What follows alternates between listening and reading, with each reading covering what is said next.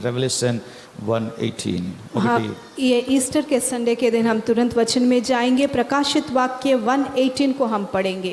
చదివి ప్రార్థించే ముందుకు వెళ్దాం. నేను మొదటి వాడను కడపటి వాడను జీవించు వాడను మృతుడనైతిని గాని ఇదిగో యుగయుగములు సజీవునై ఉన్నాను మరియు మరణం యొక్కయు పాతాళ లోకం యొక్కయు తాళపు చెవులు నా స్వాధీనంలో ఉన్నవి. मैं मर गया था और अब देख मैं युगानुयुग जीविता हूँ और मृत्यु और अधोलोक की कुंजियाँ मेरे ही पास है। తండ్రి మీకు స్తోత్రం. ఉదయకాలంలో వాక్యం ద్వారా మాతో మాట్లాడండి. पिता आपको धन्यवाद, इस दिन के समय आपके वचन के द्वारा हमसे बात మాకు करिए। జ్ఞానము గ్రహింపు నడిపింపునివ్వండి. हमें ज्ञान अगुवाई ఆత్మీయ अनुग्रह విషయములు दीजिए। ఆత్మ చేతనే గ్రహించగలము, ప్రకృతి సంబంధం మనుషుడు ఆత్మ విషయాలు గ్రహించలేడు అని వాక్యం చెప్తుంది. आपका वचन कहता है कि आत्मिक विषयों को आत्मा की सहायता से ही हम समझ सकते हैं, दुनिया के समझ के साथ नहीं समझ सकते। నీ మాటలు ఆత్మయు జీవమై ఉన్నాయి కనుక మేము ఆత్మతోనే నీ యొక్క సత్యవాక్యాలు గ్రహించే కృపను నీ ఆత్మ నీ మనస్సును మాకు అనుగ్రహించండి. आपका वचन आत्मा और जीवन है, इसलिए आपकी आत्मा के सहायता से ही आपके वचन को समझने का కన్నులు మీరు अनुग्रह दीजिए। తెరవజేయండి. हमारी आंखों को आप खोल వాక్యం మా दीजिए। కుటుంబానికి మా జీవితానికి మేలు కలిగించండి. आपका वचन हमारे जीवन के लिए, हमारे परिवार के लिए भलाई में रहे। యేసు నామమున అడుగుచున్నాం తండ్రి. यीशु के नाम से हम मांगते हैं पिता, आमीन। आमीन। నీ పక్కలు చెప్పండి, నేను హ్యాపీగా ఉన్నానని చెప్పండి. बगल वालों से कहिए मैं खुश हूँ, హల్లెలూయా. నేను విడుదల పొంది ఉన్నానని చెప్పండి. मैं छुटकारा पाया हूँ నేను कहिए। యేసు యొక్క కుమారుడు, ఫిమేల్ అయితే కుమార్తెని చెప్పండి. अगर मैं यीशु का बेटा हूँ, बेटी हूँ कहिए। హల్లెలూయా. हालेलुया, దేవుని స్తోత్రం. प्रभु की स्तुति हो। ఓకే, క్రిస్టియన్ యొక్క ఫెయిత్, క్రైస్తవ యొక్క విశ్వాసము దేని మీద బేస్ అయి ఉందంటే ఆయన తిరిగి లేచిన పునరుత్థానం మీద మాత్రమే ఆధారపడి ఉంది. मसीह का जो जीवन है वो बेस किसके ऊपर आधारित है? उनके जी उठने के पुनरुत्थानित सामर्थ के ऊपर యేసు आधारित है। మరణించి మూడో రోజు తిరిగి లేస్తాను అని ముందుగా చెప్పాడు. లేఖనం ప్రకారంగానే లేచాడు కూడా. यीशु मरकर वापस तीसरे दिन जी उठेगा, उन्होंने पहले ही कहा।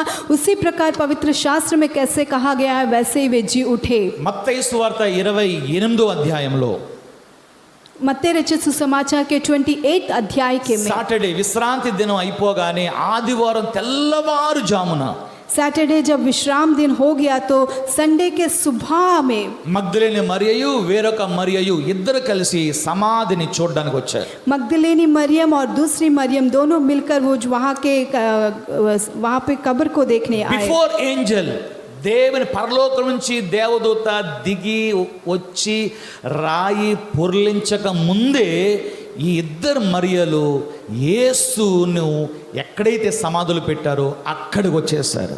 और स्वर्गदूत आकर पत्थर को लुढ़काने से पहले ये दोनों मरियम जो है जहाँ यीशु को कब्र में रखे थे वहाँ पे भी आ गए। మత్తయి సువార్త 28:1-2 గాని చదివితే मत्ती रचित सुसमाचार के 28:1-2 को अगर पढ़ते ఈ हैं సందర్భం మనకు కనిపిస్తా ఉంటది. यहाँ पे ये संदर्भ दिखाई देगा। రెండో వచనం ఉంది, दूसरे वचन में ఇదిగో रहेगा, ప్రభుదూత పరలోకం దిగి వచ్చి రాయి పొర్లించి దాని మీద కూర్చుండెను, అప్పుడు మహా భూకంపం కలిగెను. और देखो एक बड़ा भूकंप हुआ क्योंकि प्रभु का एक दूत स्वर्ग से उतरा और पास आकर उसने पत्थर को लुढ़का दिया और उस पर बैठ गया। స్పష్టంగా చెప్పబడ్డది, ప్రభుదూత పరలోకం నుండి దిగి వచ్చింది. स्पष्ट रीति से यहाँ बताया गया कि परमेश्वर का दूत स्वर्ग से उतर कर आया है। చేతుల స్తోత్రం చెప్దాం. हाथों को उठाकर हम स्तुति करेंगे। హల్లెలూయా. హల్లెలూయా. ప్రభుదూత పరలోకం నుండి దిగి వచ్చింది. स्वर्ग से प्रभु का दूत उतर कर आया है। ఇసే దేవుడు నివాసం ఉన్న స్థలము పరలోకం. ये स्वर्ग कहाँ है? जो परमेश्वर निवास रहने वाली जगह। యెషయా 6వ అధ్యాయంలో గాని చదివితే यशायाह के 6वें अध्याय को अगर हम पढ़ते हैं, శరాపులు కెరూబులు రాత్రింబగలు దేవునిని పరిశుద్ధుడు పరిశుద్ధుడు పరిశుద్ధుడు పరిశుద్ధుడు అని కొనియాడి ఆరాధన చేస్తా ఉన్నారు. और सेराफ और केरूब जो है परमेश्वर को रात और दिन पवित्र पवित्र पवित्र कहते हुए उनकी आराधना करते हैं। ఒక్కొక్క శరాపు 6 రెక్కలు ఉన్నాయంట. एक एक सेराफ का 6 पंख रहते हैं। శరాప్ కెరూబ్ అనేది మోస్ట్ హై ఏంజల్స్ అన్నమాట. और सेराफ के रूप जो है बहुत ही ऊंचे स्वर्गदूत है, ఆ దూతలు దేవుని సన్నిధిలో ఆరాధన చేస్తానే ఉన్నాయి. और वो दूत परमेश्वर की उपस्थिति में आराधना करते ही रहते हैं. అపోస్తలుడైన పౌలు చెప్తున్నాడు తిమోతికి, ఆయన ఉన్న స్థలము ఎవడును సమీపింపరాని మహా తేజస్సులో ఆయన ఉన్నాడని చెప్తున్నాడు. और प्रेरित पौलुस बताता है तिमोथी को कि वे जहाँ निवास करते हैं वो स्थान जो है कोई भी नहीं पहुंचने वाला बहुत प्रकाशवंत स्थान है. ఆ మహిమ గల మహిమను విడిచిపెట్టి దేవుడు కుమారుడుగా మానవుడుగా మారి ఈ లోకానికి వచ్చాడు. और वो महिमामय जगह को और महिमा को छोड़कर परमेश्वर इस दुनिया में एक पुत्र के रूप में आया है. సో హెవెన్లీ పిక్చర్ ఏంటంటే, ये हेवनली पिक्चर क्या है? ఏ పని కొరకు పరలోకం నుంచి భూమి మీదకి యేసు వచ్చాడు, जो काम के लिए स्वर्ग से यीशु इस दुनिया में पृथ्वी पर అది आए, పూర్తయిందని చెప్పి కలువరి సిలువలోనే 6వ మాట చెప్తున్నాడు, ఇట్ ఈస్ ఫినిష్డ్, సమాప్తమైనది. और वो पूरा हो गया. वही बात को जो है शूली पर 6वें बात में वे कह रहे हैं कि ये समाप्त हो गया है. ఏంటి సమాప్తమైంది? क्या समाप्त हुआ? మానవుని పాప విమోచన కొరకు క్రయధనముగా తన రక్తాన్ని ఎప్పుడైతే చిందించాడో మనుష్యుడి యొక్క విమోచన కార్యము సమాప్తం చేశాడు యేసుక్రీస్తు. और मनुष्य के पाप की क्षमा के लिए और उनके छुटकारा के लिए जो कार्य को उन्होंने शूली पे किया है वो कार्य समाप्त हुआ है. 7వ మాట సిలువలో చెప్పారు, తండ్రి నీ చేతికి నా ఆత్మను అప్పగించుచున్నాను. और 7वें बात को शूली पर यीशु ने कहा कि पिता मैं तेरे हाथ में अब मेरे प्राण को सौंपता నీ हूँ. చేతికి నా ఆత్మను అప్పగించున్నాను. तेरे हाथों में मैं अपनी आत्मा को सौंपता हूँ. లాస్ట్ బ్రెత్ ఆఫ్ లైఫ్, ఆయన్ని ఎవరు చంపలేదు, ఆయన ఆత్మను దేవునికి ఆయన అప్పగించాడు. ఆయన आखिरी जो श्वास था उनको किसी ने भी नहीं मारा, लेकिन वे खुद अपने आप को उन्होंने सौंपा. చేతులు స్తోత్రం చెప్దాం. हाथों को उठाकर हम स्तुति నా करेंगे. ఆత్మను నీ చేతికి అప్పగించున్నాను.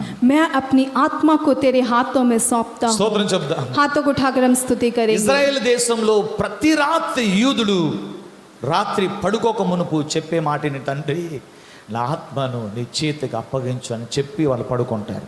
और इज़राइल देश में सारे यहूदी रात को जब सोते हैं, सोने से पहले हर एक दिन जो है पिता मैं अपनी आत्मा को तेरे हाथों में सौंपता हूँ कहकर सोते సో हैं. యేసు కార్యం శిలువలో ముగించబడ్డాడు. यीशु का कार्य शूली में समाप्त ఆయన हुआ. మరణించి పాతాళ లోకంలోకి వెళ్ళాడు. ఆయన वो मरकर पाताल लोक में वे गए.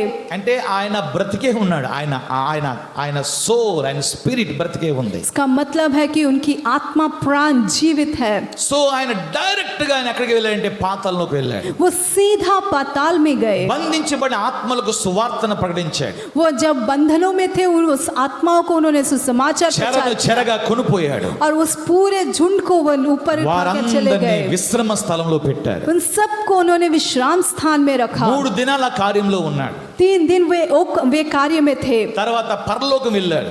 उसके बाद वे स्वर्ग गए. ఏ చెవులైతే తాళపు చెవులైతే అపవాది చేతిలో ఉండేవో जो कुंजियां शैतान के हाथ में थी అవి వాటిని తీసుకుని उसको वे लेकर తండ్రి చేతికి అప్పగించాడు. पिता के हाथ में उन्होंने सौंपा. హెవెన్ అంతా రిజాయిస్ గా ఉంది.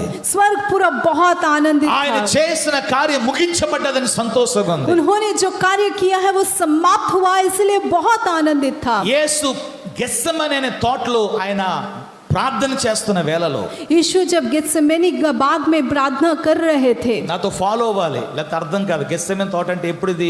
యేసు అరెస్ట్ అయిన రాత్రి విషయం చెప్తాను. मेरे साथ लगातार आइए.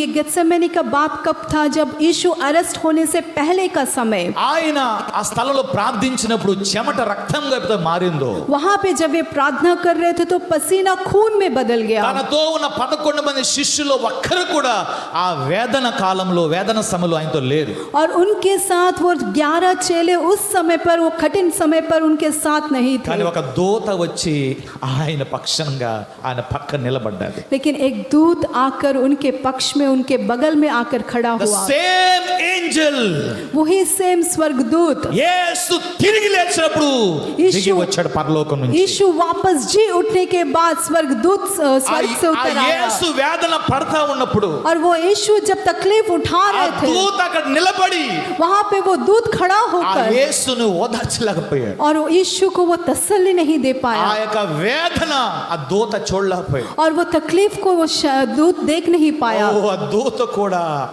ఆ యొక్క వేదన భరించలేక తన ముఖమును చిన్నబుచ్చుకున్నాడు. और वो दूत भी जो है वो तकलीफ को नहीं सह पाया इसलिए अपने मुंह को उसने छोटा किया పరలోకంలో నిశ్శబ్దం అయిపోయింది. पूरा स्वर्गदूत एकदम निश्शब्द हो దేవుని गया। కుమారుడు భూమి మీద ఉన్న ప్రజల కొరకు తన ప్రాణాన్ని అర్పిస్తా ఉన్నాడు. ఆయన परमेश्वर का पुत्र लोगों के लिए उसके प्राण को अर्पण कर रहा है హెవనంతా దుఃఖముతో నిండిపోయింది. पूरा स्वर्ग दुख से भर गया ఎవరికి ఆనందం లేదు. किसी को आनंद नहीं యేసు మొరపెడతారు సిలువ నుంచి, यीशु जो है वो शूले से वो प्रार्थना నా कर रहे దేవా, थे, मेरे నా पिता దేవా, मेरे पिता నీవేళ నా చెయ్యి విడిచిపెట్టేశావు. तो क्यों मेरे हाथ को छोड़ दिया అది ఎవరికి తెలియదు. किसी को नहीं पता ఎందుకంటే ఆ శబ్దము పరలోకపు తండ్రి వినడానికి అనుమతి లేదు అక్కడ.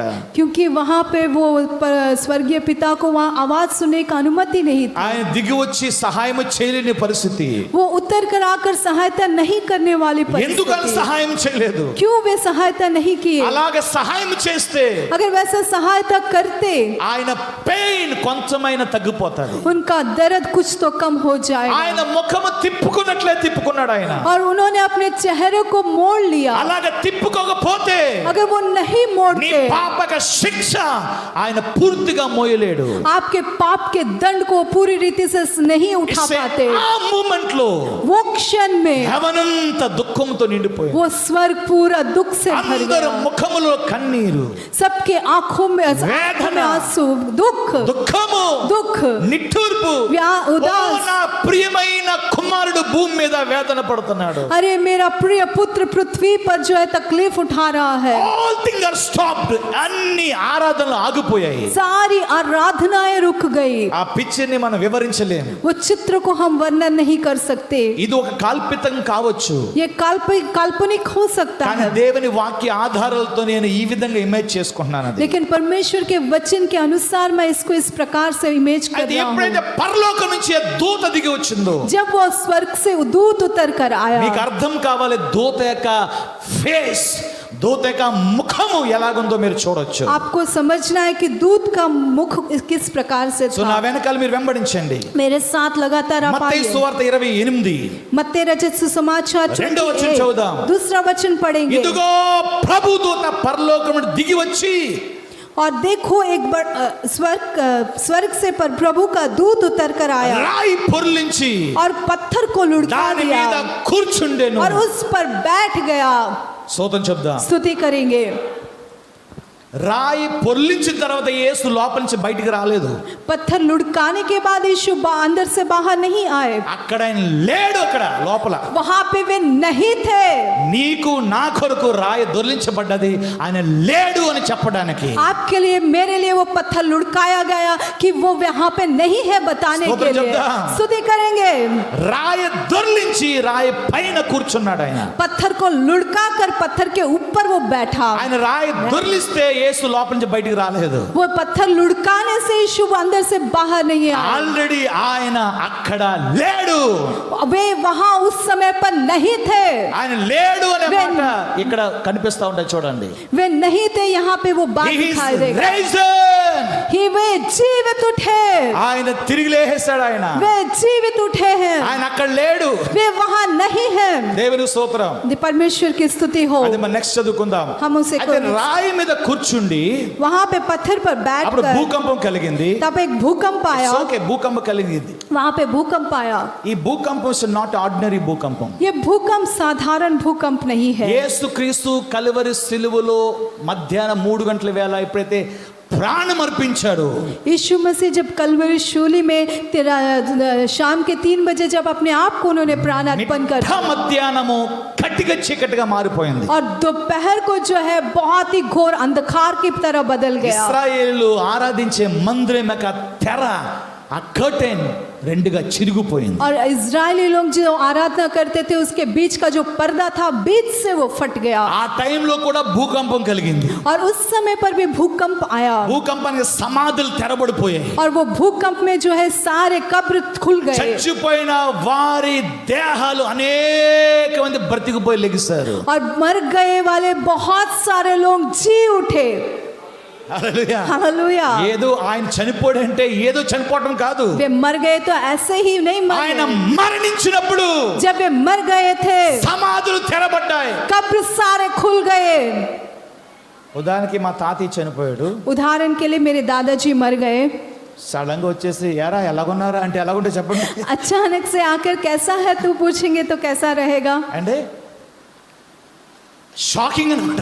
वो ఏ बहुत దెయ్యమా shocking మనిషి है.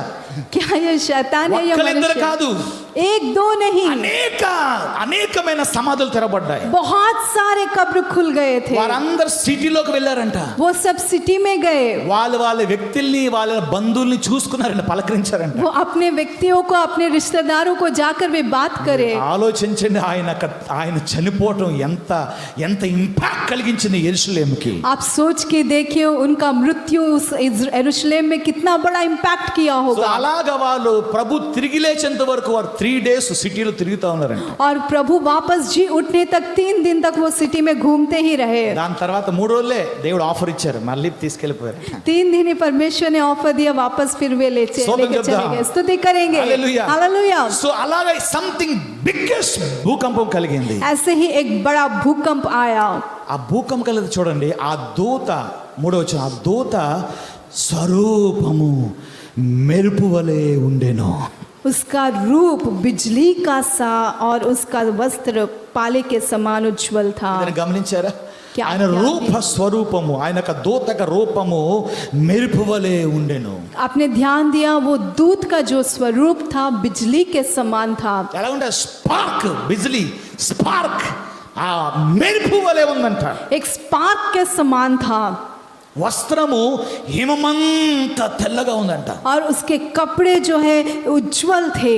స్తోత్రం చెప్దాం. स्तुति करेंगे. వై అంత మెరుపు ఎలాగొచ్చింది? कैसे वो इतना उज्जवल आया, అంత ప్రకాశం ఎలాగైపోయింది? इतना प्रकाशवंत कैसे हुआ? మానవుల కొరకు మనిషి కుమారుడు వచ్చిన దేవుని కుమారుడు యేసు మరణించి తిరిగి లేచిన వెంటనే పరలోకంలో పెద్ద సెలబ్రేషన్ జరుగుతుంది. और मनुष्य के लिए यीशु का पुत्र यीशु मसीह इस पृथ्वी पर आकर जब वो जी उठा तो स्वर्ग में बड़ा सेलिब्रेशन हो रहा ఆ था. 3 దినములు దుఃఖములో ఉన్న దూతలు वो 3 दिन सारे दूत दुख में थे. ఆదివారం రావగానే जैसे ही इतवार आया వారి ముఖముల ముందు కంటే ఎక్కువ ప్రకాశించాయి. उनके मुख पहले से भी चेक ज्यादा सुन प्रकाशवंत हो गए. हाथों को उठाकर हम स्तुति करेंगे. హెవెన్ లోనే అలాంటి పిక్చర్ జరిగినప్పుడు स्वर्ग में ही अगर ऐसा पिक्चर हुआ है तो మరి హెల్లో ఏం జరుగుండొచ్చు? नरक में क्या हुआ होगा? నరకం అంటే ఏదో సిగరెట్ కాల్చడం కాదు. నరకం అంటే नरक का मतलब कुछ सिगरेट जलाना नहीं. ఏదో స్టవ్ వెలిగితే అమ్మా చెయ్యి కాలిపోయింది అంటాం కాదు. అది स्टोव में आने वाले आग से हाथ जल गया कहना नहीं. ఫ్రిష్ ఫ్రై చేస్తా ఉంటే ఆ యొక్క ఆయిల్ పడి మీ బాడీలో కలగాని అక్కడ బొబ్బలు వచ్చేది చూడండి, అది కాదు నరకం. और आप फिश फ्राई करते वक्त और तेल की जो छींटे जब आपके ऊपर आती है तो वो नहीं है. మీ పకోడీలు వేస్తే ఒక పకోడీ తీయగానే ఒకటి ముక్క పడిపోతే అక్కడ పెద్ద పెద్ద బొబ్బలు వచ్చేస్తే అది కాదు నరకం. और पकौड़ी डालते ही आपका जो हाथ में गिरकर वो वहाँ पे उस जगह में फूल जाता है, वो नहीं है ఇట్స్ ఎ नरक. ట్రూలీ ఫైర్ అగ్ని. ఆ అగ్నిలో అగ్ని ఆరదు అంట, పొరుగు చావదంట, నిలువెల్లా మనుషుడు కాలుతానే ఉంటాడు. और ये असली आग है. वो आग में वो कभी भी नहीं बुझाया जाएगा, ना उसमें जो कीड़ा मरेगा ना वो जो है जिंदा रहेगा. సో అపవాది యొక్క చేతిలో ఉన్న మనుషుల్ని ప్రభు తప్పించి ఆయన విశ్రమ స్థలంలోకి తీసుకెళ్లి ఆ పరిశుద్ధుల్ని పెట్టేశారు. शैतान के हाथ में जो थे उन सबको प्रभु छुटकारा देकर उनको विश्राम स्थान लेकर रवाना పరలోకంలో किया. గొప్ప మిగుల ఆనందం, स्वर्ग में बहुत बड़ा आनंद దూతలకి తిరిగి సంతోషం వచ్చేసింది. और स्वर्गदूत को वापस आनंद आ गया. ఇది ఆ రోజు జరిగిన సంగతి. यही है उस दिन होने वाली संदर्भ. ఆ మరియా పరిగెత్తుకుని వెళ్ళి శిష్యులకు చెప్పాలని వేగంగా పరిగెడుతుంది. और वो मरियम जो है दौड़कर वहां पे चेलों को बताने के लिए वो जा रही थी. స్తోత్రం చెప్దాం. स्तुति करेंगे. హల్లెలూయా. हालेलूया. ఆలోచన చూడండి, ఆయన ఇక్కడ లేడు. దేవదూత చెప్తున్నా, ఆయన ఇక్కడ లేడు, తాను చెప్పినట్టే ఆయన లేచి ఉన్నాడు. और छठवें वचन देखिए, स्वर्गदूत कह रहा है वह यहाँ नहीं है परंतु अपने वचन के अनुसार जी उठा है. ఆయన రాయి దొర్లించిన తర్వాత ఆ దూత చెప్తుంది, రండి ప్రభు పండుకొని ఉన్న స్థలం చూద్దాం రండి అన్నది. త్వరగా వెళ్ళారు. और वहाँ पे जो पत्थर को लुढ़का देने के बाद वहाँ पे आके कह रहा कि जल्दी आओ, प्रभु की जगह को हम देखेंगे. హల్లెలూయా. हालेलूया. సో ఏంటి అర్థం అంటే, రాయి దొర్లించబడ్డది కానీ లోపల ఎవరు లేరు. చూడండి, ప్రభుని ఇక్కడే పెట్టారు, ఆయన ఇప్పుడు ఇక్కడ లేడు. पत्थर लुढ़काने का मतलब है अंदर कोई नहीं है. देखो, प्रभु को यही रखा था लेकिन अभी भी वहाँ नहीं है. సో ఆయన మీకంటే ముందుగా గలిలే ప్రాంతం వెళ్ళిపోయారు, నీకు కలుస్తాడు. और वो आपसे भी पहले गलीली के जगह में चले गए, वहाँ आपको भी मिलेंगे. వెంటనే పరిగెత్తిన విషయం శిష్యులకు చెప్తున్నారు. तुरंत वो दौड़कर जो है चेलों को बताने गए, కానీ ప్రభు వారికి ఎదురొచ్చారు. लेकिन प्रभु उनके सामने आए. నిజంగా అనేవారు.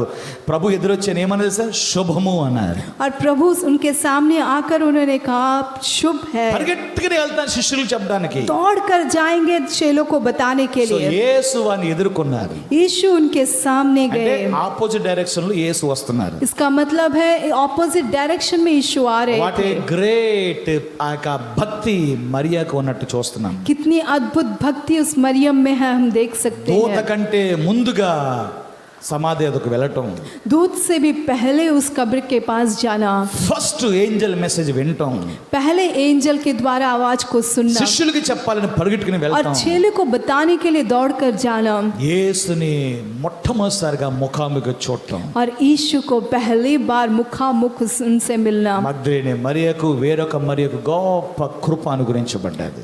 मगदलीनी मरियम और दूसरी मरियम को बहुत ही बड़ा महान अनुग्रह मिला పాదలు పట్టుకొని మొక్కిందంట.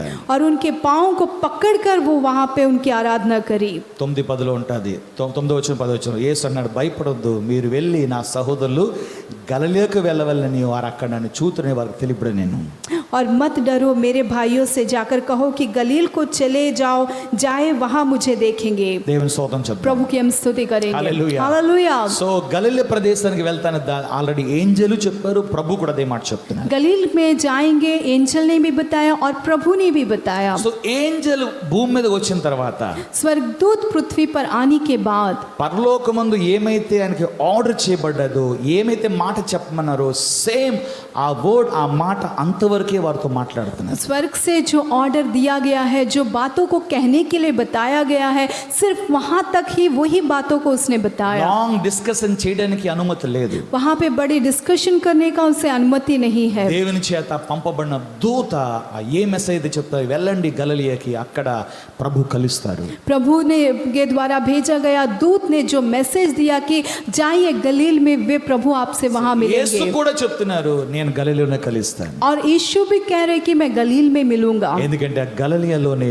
ఆయన ఫస్ట్ మినిస్ట్రీ ఆయన స్టార్ట్ చేశారు. क्योंकि वे गलील में ही पहली मिनिस्ट्री को उन्होंने आरंभ किया. చెల్లె స్తోత్రం చెప్దాం. हाथों को उठाकर हम स्तुति హల్లెలూయా. करेंगे. సో తిరిగి हालेलूया. లేచిన సంగతి అనేకులకు తెలిసింది. वापस जी उठने की बात बहुत लोगों को पता चली. కావలి వారు ఉన్నారు, ఎందుకంటే రోమా సైన్యము రాత్రంతా ఉన్నారు అక్కడ. वो रखवाले वहां पे थे क्योंकि रात भर वो सेना वहां पे थे. యేసు తిరిగి లేస్తారనే విషయం ముందుగా చెప్పారు కనుక రోమా సైన్యము ఆయన్ని సీల్ వేసి ముద్రేసి అది సీల్ చేసి కావలి కాసి చైన్లతో కట్టి ఆ రాయి దొర్లించబడకుండా పలు విధాల ప్రయత్నం చేశారు. और यीशु जी उठेंगे पहले ही बताया गया, इसीलिए उस पत्थर को जो है सील कर कर वहां पे चेन से बांध कर बहुत तरह का प्रयत्न उन्होंने ఎక్కడ किया. లెగిసిపోతాడనే భయముతోనే రాత్రంతా కావలి పెట్టారు. कहीं कहाँ जी उठ जाएंगे, इस डर से ही जो है रात भर उन्होंने रखवाली रखा. థింక్ చేయండి, మన ముందు కూడా చాలా మంది చనిపోతున్నారు. ఎవరైనా అలా పిచ్చోడు చెప్పాడు మనం తిరిగి లేస్తారని, మనం వెళ్ళి అక్కడ సంసాన్ ఘాట్లో ఉంటాం చెప్పండి, బజార్లో ఉంది కదా आप एक बार సిమిట్రీ, అక్కడికి వెళ్ళి లెగిసిపోతాడు అన్నాడు, ఇక్కడే మనం పోలీసులు పెట్టి రాత్రంతా చూద్దాం అని ఎవరైనా ట్రై చేస్తాడా?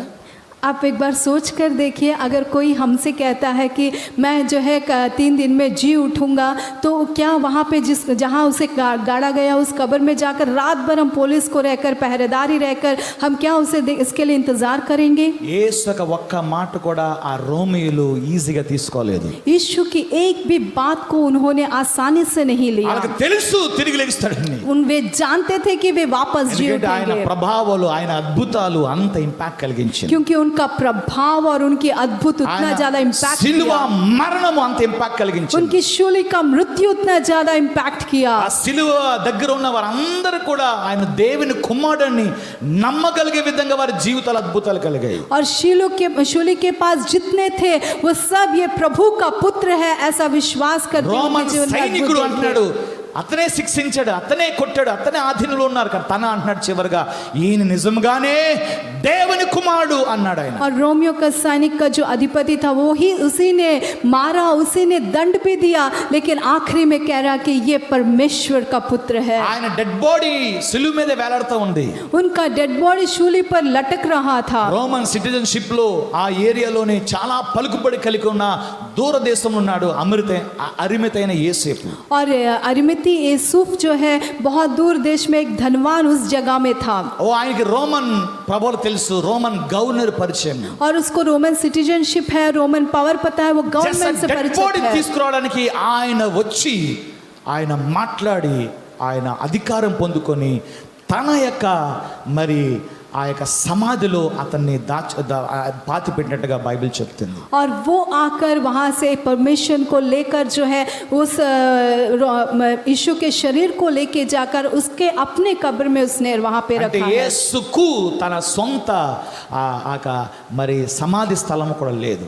यीशु को उनका अपना को जो है कब्र गाड़ने वाला जगह भी नहीं था। కానీ యెషయా 700 సంవత్సరాల ముందే ప్రవచించాడు, ఆయన వేరొకని ధనవంతుడిని సమాధిలో ఆయన్ని దాచిపెడతారని చెప్పి. लेकिन एशिया जो है 700 इयर्स पहले उसने भविष्यवाणी की कि वो एक धनवान के कब्र में गाड़ा जाएगा। ఎవ్రీథింగ్ దేవుని లేఖనాల ప్రకారంగా లైఫ్ జరిగింది. हर एक विषय परमेश्वर पवित्र शास्त्र के अनुसार ही वचन सारे 3.5 पूरे हुए। సంవత్సరాల్లో ఎవ్రీ క్షణం, ఎవ్రీ మూమెంట్ కేవలం నిన్ను నన్ను రక్షించాలనే పరలోకపు తండ్రికి పరిపూర్ణమైన విధేయతతో ఎవ్రీ క్షణం ఆయన నడుచుకున్నాడు ఆయన. और 3.5 इयर्स के लिए जो है हर एक क्षण जो है केवल परमेश्वर से आपको जोड़ने के लिए बहुत ओबीडियंस के साथ वे पर जले हैं। ఈ విధంగా ప్రభు ఆయన తిరిగి లేచాడు. इस प्रकार से प्रभु जी అప్పటికి उठे। రోమన్ సైనికులు వచ్చి చెప్పారు, ఆయన నిజంగా చెప్పినట్టు తిరిగి లేచేసాడంటే వెంటనే అక్కడ మతాధికారులు అక్కడ ఉన్న అందరూ ఇక్కడ కలిసి చాలా ద్రవ్యం ఇచ్చి సైనికులకి, ఆ శిష్యులు దేహాన్ని వెతికిపరి చెప్పండి, అది అబద్ధం, తిరిగి లేవలేదని చెప్పి అబద్ధ ప్రచారం చేయమని కూడా డబ్బులు ఇచ్చారు. और वापस जी उठने के बाद भी वहाँ के रोमियो के जो सैनिक थे, सैनिकों ने कहा कि वे जी उठे हैं, तो वहाँ के धर्मगुरु और बाकी अधिपति जो थे उन सब ने जो है पैसों को देकर ये बात और ये विषय जो है बाहर नहीं जाना है, ऐसा उन्होंने उसे छिपाने का ఏ प्रयत्न किया। ప్రయోజనం లేదు, అవన్నీ ఓడిపోయాయి. कुछ भी प्रयोजन नहीं है, सब हार गए। సత్యము బయటికి వచ్చిందంటే అబద్ధాలు అన్నీ కూడా మూతపడిపోవాల్సిందే. जब सच्चाई बाहर आएगी तो सारे झूठे जो है बंद हो అదే जाएंगे। యేసుక్రీస్తు సత్యము. यही है यीशु मसीह ప్రభుకు सच्चाई। స్తోత్రం చెప్దాం. प्रभु की हम स्तुति करेंगे। హల్లెలూయా. हालेलुया। అబద్ధానికి ఆధారాలు వద్దు, సత్యానికి ఆధారాలు కావాలి. అందుకే దేవుడు అనేకమైన రుజువులతో ఆయన తిరిగి లేచుట ఆయన రుజువు చేసుకున్నాడు. झूठ के लिए सबूत की जरूरत नहीं, लेकिन सच्चाई के लिए सबूत की जरूरत है। इसलिए प्रभु बहुत सारे सबूतों के द्वारा उन्होंने अपने आप को दिखाया। మళ్ళా చెప్తున్న మాట, అబద్ధానికి రుజువు అవసరం లేదు, సత్యానికి రుజువు కావాలి. అందువలన యేసు మహత్తరమైన సత్యమైన తన రుజువును పరుచుకోవాలని అనేకమైన కార్యాలతో ఆయన పునరుత్థానం గురించి తను రుజువు చేసుకున్నాడు. वापस मैं बता रहा हूँ कि झूठ के लिए सबूत की जरूरत नहीं है, लेकिन सच्चाई के लिए सबूतों की जरूरत है। इसीलिए यीशु मसीह सारे सच्चे सबूतों को पूरा करते हुए अपने आप को उन्होंने दिखाया। అబద్ధం చెప్తే అసలు నమ్మేసి అడుగులు వేసేస్తారు.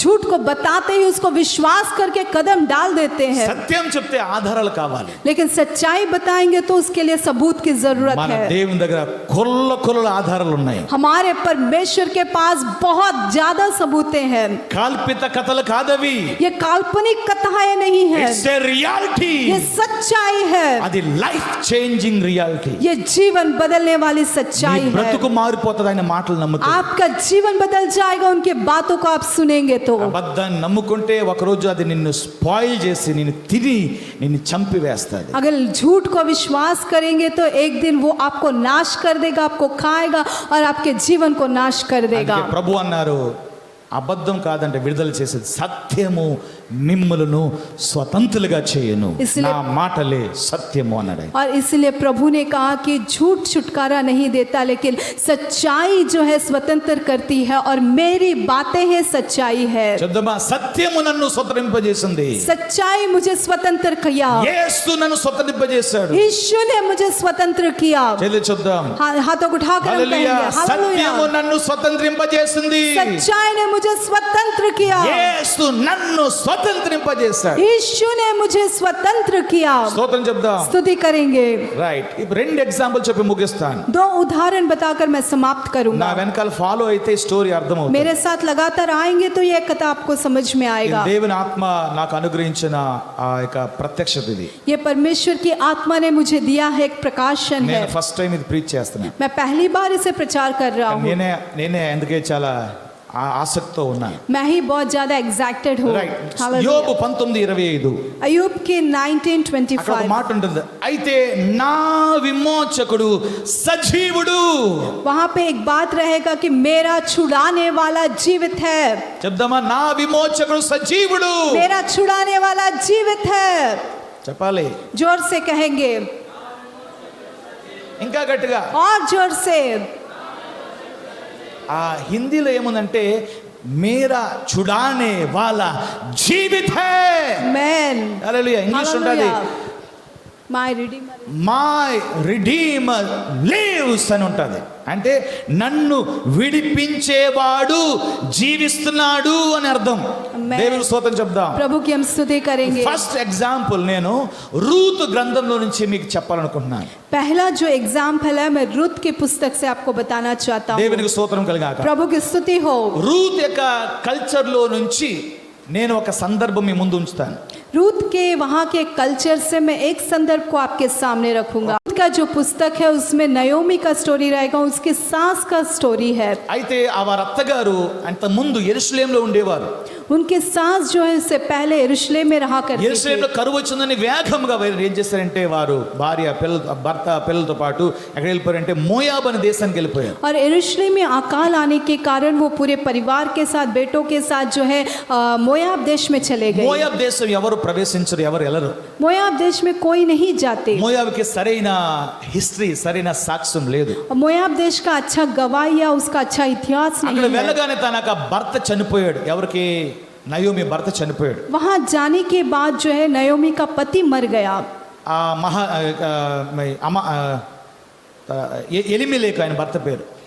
एलिमेलेक है उनके पति का సో नाम. నయోమికి ఎలిమెలెకి ఇద్దరు కొడుకులు ఉన్నారు. नयोमी और एलिमेलेक के दो बेटे हैं, మహలోను కిలియోను. महलोन और फिलियोन. మహలోను కిలియోను किलियोन, महलोन और किलियोन, ఇద్దరు కొడుకులు. दो बेटे हैं. ఇద్దరు కొడుకులకి ఆ విధవరాలు పెళ్లి చేసింది. दोनों बेटे का उस विधवा ने शादी किया అందులో ఒక కోడల పేరు రూతు, రెండో కోడల పేరు ఓర్పా. और उसमें एक बहू का नाम रूत है और दूसरी बहू का नाम ओरपा है. ఎప్పుడైతే వాళ్ళు యెరూషలేం నుంచి మోయాబు వెళ్ళారో, जब वे यरूशलेम से मोयाब गए, వాళ్ళకి సొంత ఆస్తి, సొంత ఇల్లు అని యెరూషలేంలో ఉన్నాయని విడిచిపెట్టుకుని వెళ్ళిపోయారు. उनका जो अपना जो संपत्ति था वो वहाँ पे यरूशलेम में था, सब छोड़कर वे चले. మోయాబు దేశం వెళ్ళినప్పుడు ఇద్దరు వాళ్ళ భర్త చనిపోయారు, ఇద్దరు కొడుకులు పెళ్లి చేసేసింది. और वो मोयाब देश में जाने के बाद उसका पति मर गया, दोनों बेटे का उसने शादी करवा పెళ్లి दिया. చేసిన తర్వాత కొద్ది కాలానికి ఆ యొక్క నయోమికి ఇద్దరు కొడుకులు మహలోను కిలియోను చనిపోయారు. और शादी करवाने के बाद नयोमी के दोनों बेटे महलोन और किलियोन दोनों मर गए. ఇది వారక నయోమి యొక్క కథ.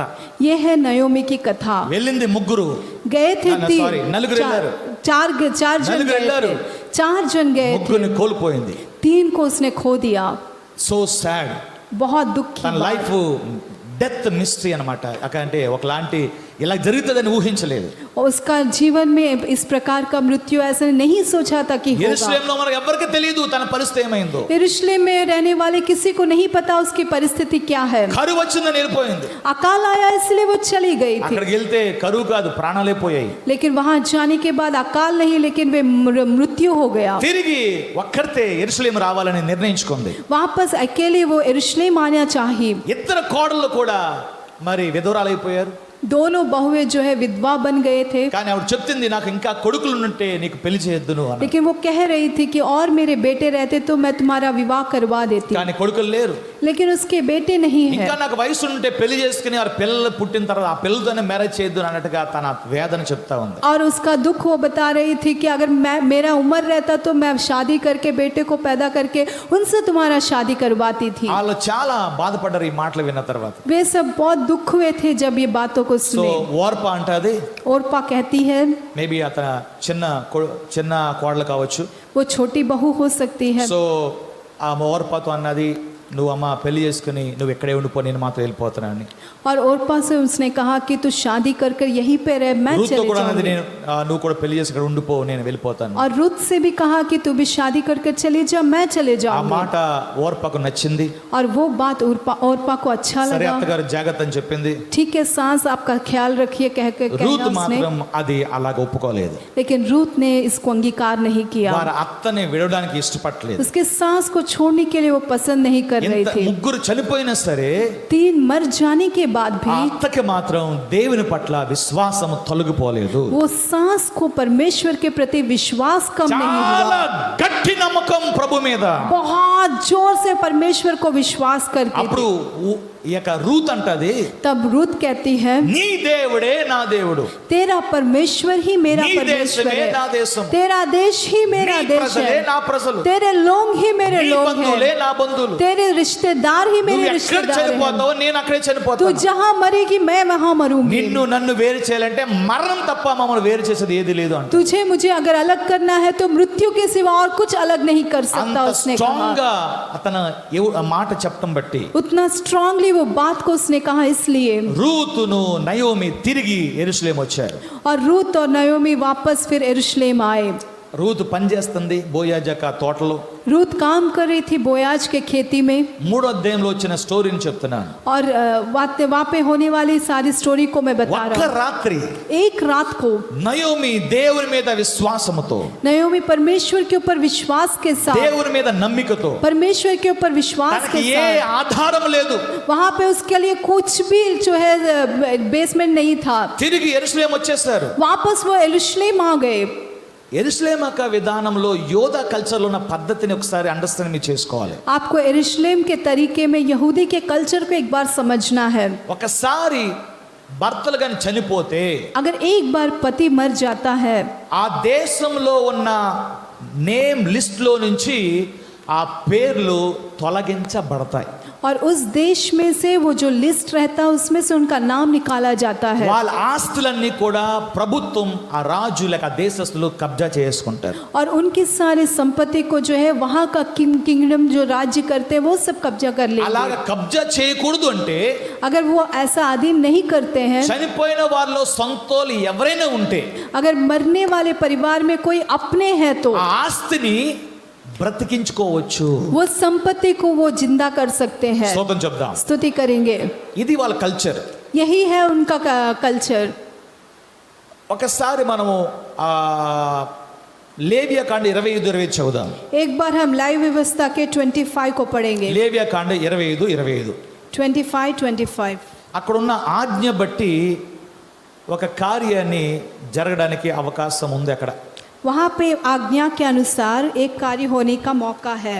లేవియాకాండం 25:25 నీ సహోదరుడు భేదవాడై తన స్వాస్థ్యంలో కొంత అమ్మిన తర్వాత అతనికి సమీప బంధువులు విడిపింప వచ్చిన ఎడల తన సహోదరుడు అమ్మిన దానిని అతడు విడిపించును.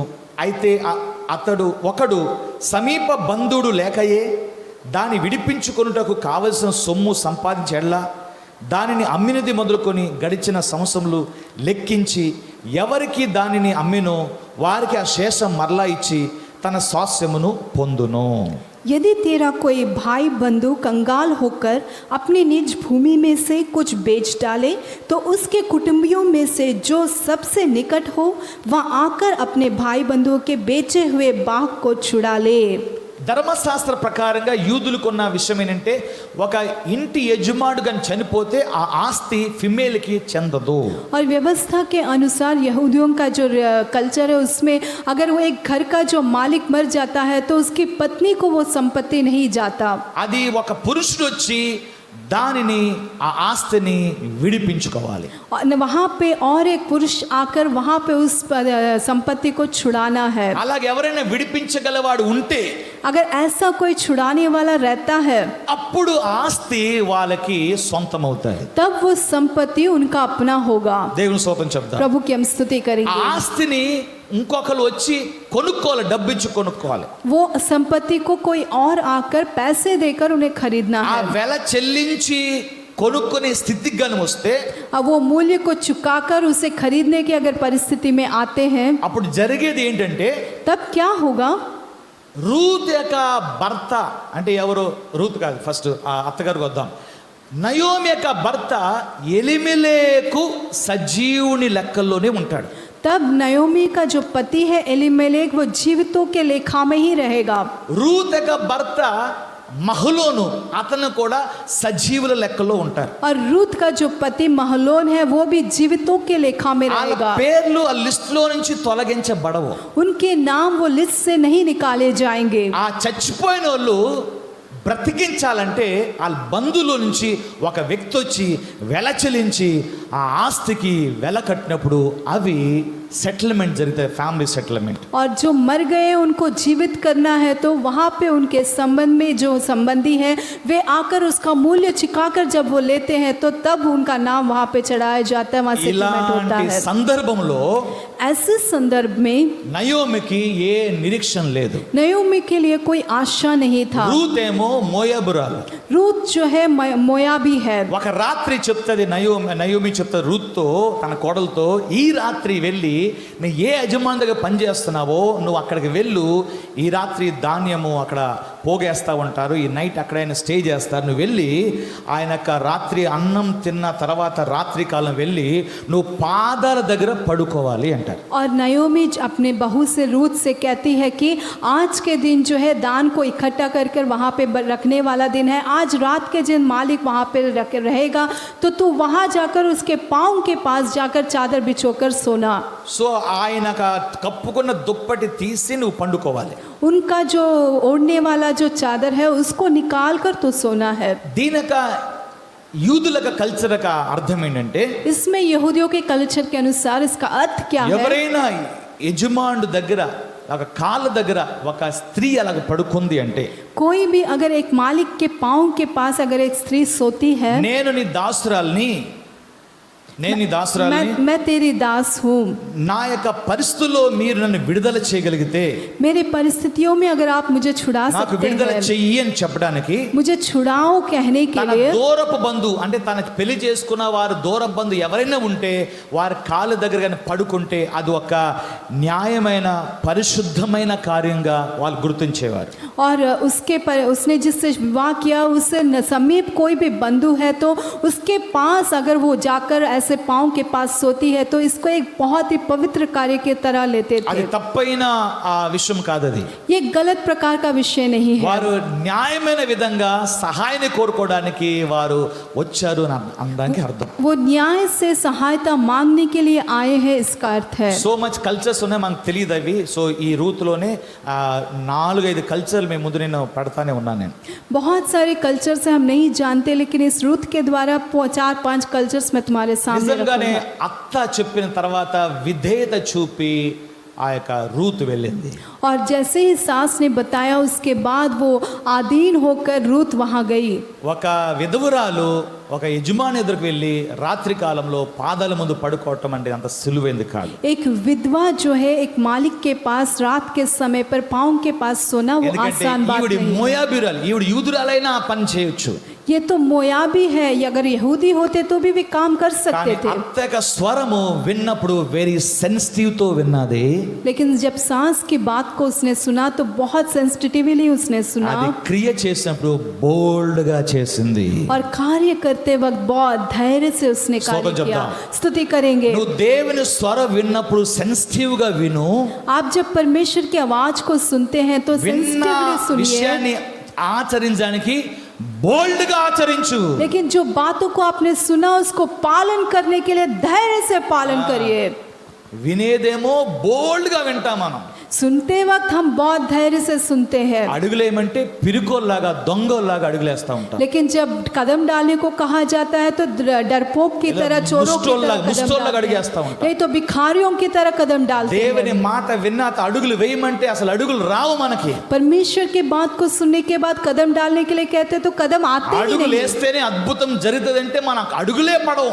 और कदम डालने से अद्भुत होगा कहते हैं तो कदम ही नहीं వినడానికి डालते। బోల్డ్ వింటాం, सुनने के लिए बहुत ज्यादा सुनते हैं, చేసే సమయంలోకి మనం చేయలేని పరిస్థితిలో ఉంటాం. लेकिन जब करने का समय आता है तो नहीं कर पाने की परिस्थिति में रहते हैं। రూతుకు తన అత్త చెప్తుంది ఇలాగ చెయ్యి అన్నప్పుడు చేయడానికి ముందుకు వెళ్ళింది. रूत को उसकी सास कहती है कि ऐसा कर, और वो ऐसा करने के लिए आगे गई। నేను రెఫరెన్స్ చదివి మీ కొరకు చెప్తున్నాను, ఎందుకంటే కొంతమంది ఉన్న రెఫరెన్స్ ఏది అని అన్నోళ్ళు కూడా ఉంటారు కొంతమంది. వాళ్ళకి చెప్తున్నాను నేను. 3వ అధ్యాయంలోకి రండి. और उस वहाँ पे मैं रेफरेंस 3వ बता అధ్యాయం रहा అంతా हूँ, చదవండి మీరు.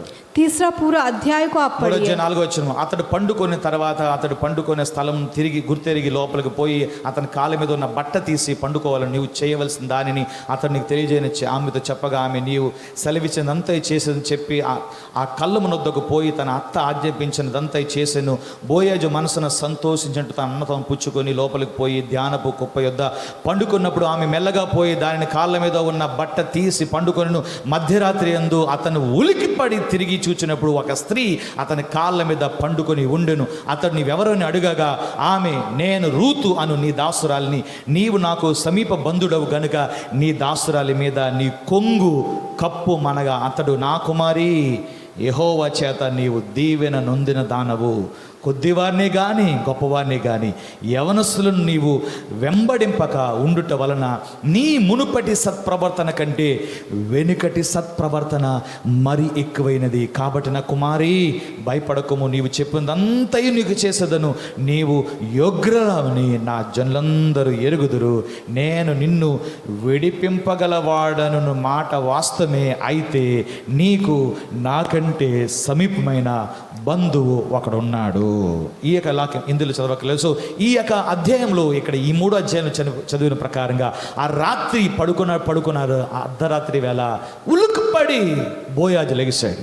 और इस जैसे कि तीसरे अध्याय में हमने पढ़ा कि रात को वो सो रहे थे तो अचानक से जो है वो उठा, बोआज उठा। సో అత్త ఏమని చెప్పిందంటే అక్కడ పడుకుంటే నీకు చేయవలసిన కార్యము చెప్పవలసిన కార్యము నీకు బోయాజు నీకు చెప్తాడు అన్నట్టుగా చెప్పినప్పుడు నిజంగా ఆ పని చేసింది. और सास ने बताया कि वहाँ अगर तू जाकर सोएगी तो तुझे क्यों क्या कार्य करना है वो बोयाज ही तुझे बताएगा, उसने సో बताया। నిజంగానే ఉలుకుపడి లేచిన తర్వాత అరే నువ్వు ఎంత యోగ్యురాలు, నువ్వు పరిశుద్ధులు, ఎంత ముందే నీకు మంచి ప్రవర్తన ఉంది, ఇప్పుడు అంతకంటే మంచి సాక్ష్యం ఉంది అని చెప్పి ఆ బోయ చాలా సంతోషిస్తాడు. और वो जब अचानक से जाग उठा तो उसने उसको देखकर कहा कि तेरा तो पहले ही अच्छा गवाही था और अभी तेरा और अच्छा गवाही है, ऐसा उसने गवाही दिया। అర్థం ఏంటంటే నేను నీపై డిపెండ్ అవుతున్నాను అర్థం.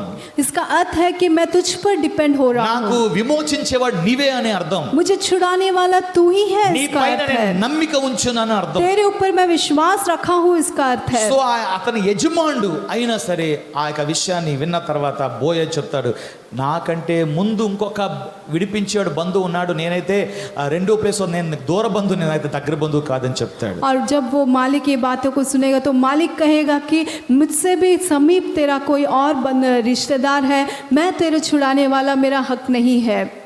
ఒకవేళ కానీ ఆయన విడిపించకపోతే, अगर वो तुझे नहीं छुड़ाता है तो, రూతు బోయ చెప్పిన మాట ఏంటంటే అతడు నీ బంధువుని ధర్మము జరిపినట్లా సరి అతడు విడిపింపవచ్చును, నీ బంధువుని ధర్మము జరుపుటకు అతనికి ఇష్టం లేకపోయినట్లా యెహోవా జీవము తోడు నేనే నీకు బంధువుని ధర్మము జరిపెదనని ఉదయం వరకు పండుకొనమని చెప్పాను.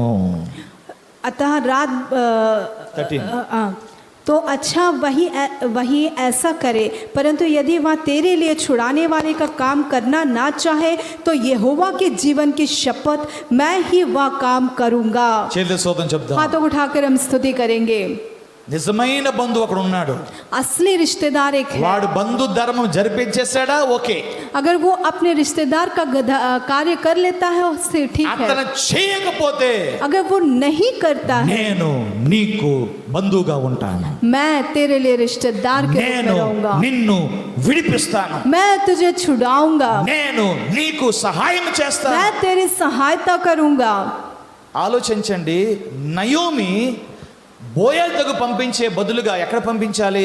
మొదటి బంధువు దగ్గరికి పంపించాలి. आप सोच कर देखिए, नयोमी को जो है बोआज के पास भेजने से भी पहले वो जो पहला रिश्तेदार है उसके पास भेजना था। కానీ నయోమి ఆ బంధువు దగ్గర పంపలేదు, రెండవ బంధువైన బోయజ్ దగ్గరికి పంపిస్తా ఉంది. लेकिन नयोमी उस रिश्तेदार के पास नहीं भेजी, लेकिन दूसरा रिश्तेदार जो बोयाज था उसके पास उसने भेजा। దేవుని నమ్మిన వారికి దేవుడు సరైన నడిపింపు వారి జీవితంలో అనుగ్రహిస్తారు.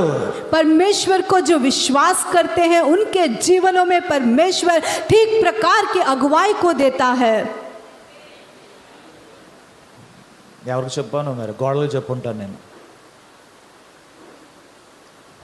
నీవు దేవుని మీద విశ్వసించినలా దేవుడు నీకు సరైన గైడ్లైన్ కలిగిస్తాడు. अगर तू परमेश्वर पर विश्वास रखता है तो तेरे लिए परमेश्वर ठीक प्रकार का गाइडलाइन देता है। స్తోత్రం చెప్దాం. स्तुति करेंगे। हालेलुया। हालेलुया।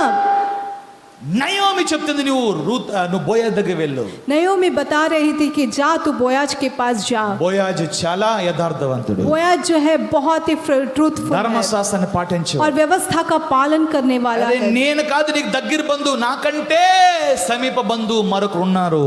अरे मैं तुम्हारा समीप रिश्तेदार नहीं हूँ, मुझसे भी रिश्तेदार वो एक और है जो आपका समीप है। ఆయన గాని విడిపించకపోతే నేను మాత్రం విడిపిస్తాను. अगर वो आपको नहीं छुड़ाएगा मैं जरूर तुझे छुड़ाऊंगा।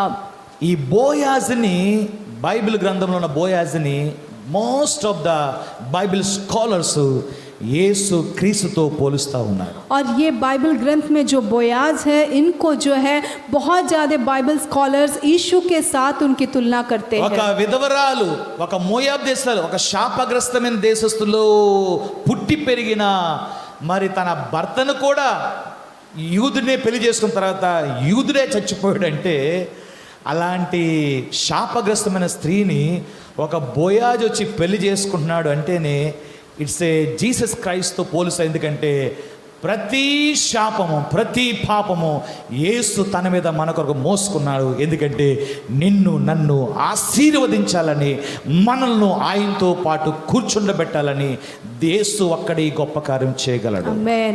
बोयाज जो है बहुत ही पवित्र है और वो रूत जो है एक मोयाबी थी, एक विधवा थी, वो एक श्रापित देश में पैदा हुई थी और उसको यहूदी शादी किया तो यहूदी ही मर गया, तो वो कितनी श्रापित है आप सोचिए। लेकिन वो बोआज जो है ऐसी स्त्री को उसने अंगीकार किया।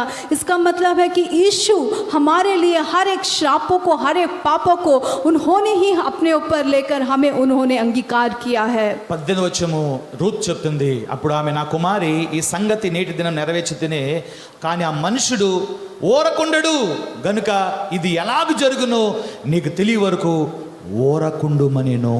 और 18th वर्स, उसने कहा हे मेरी बेटी, जब तक तू ना जाने कि इस बात का कैसा फल निकलेगा तब तक चुपचाप बैठी रह, क्योंकि आज उस पुरुष को यह काम बिना निपटाए ఆ चैन न రాత్రి జరిగిన पड़ेगा। సంగతి అది చేసి వచ్చిన తర్వాత నయోమి చెప్తుంది, वो रात को वो काम करके वापस आने के बाद नयोमी बता रही थी, ప్రభు నీకు చెప్పిన కార్యాన్ని చేసిన తర్వాత నీవు వెయిట్ చేయి, మౌనంగా ఉండు.